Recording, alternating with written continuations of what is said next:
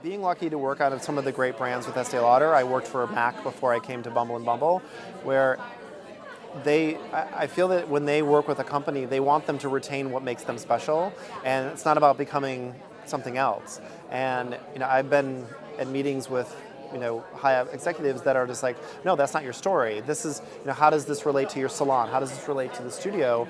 And it still is important to everybody. So, for me, that feels great because we're being told to be authentic. And, as a old school kind of PR, I want to be able to tell a very honest story. I don't want to have to fake it.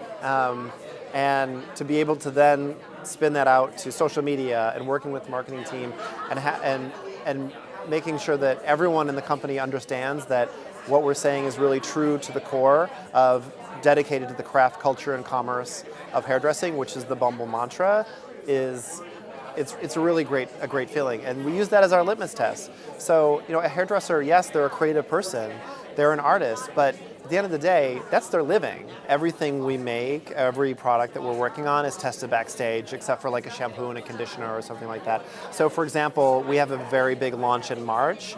We have samples that are backstage in September. We make sure that the lead hairdressers understand how to use it. We never tell them, you must use this on a show, but we obviously want them to feel comfortable with it. You're kind of having them test it out in September for March. Exactly. And for example, we have one of our top selling hairspray called Spray de Mode that was tested backstage for 4 seasons until we were getting feedback over and over and over until it actually was launched. And we kept tweaking it, we kept tweaking it, we kept tweaking it.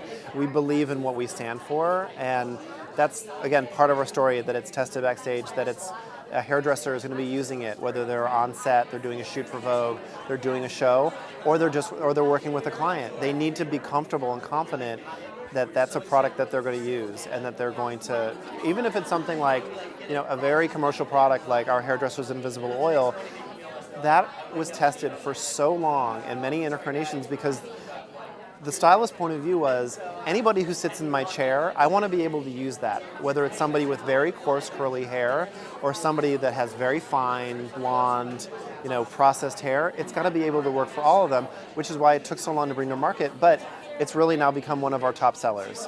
So I've had 3 people at this thing tonight already come up to me and say, oh my God, hairdresser's invisible oil, I can't live without it. So that to me is like, wow, we're really doing something right. But again, it's staying true to our story of testing with the stylist.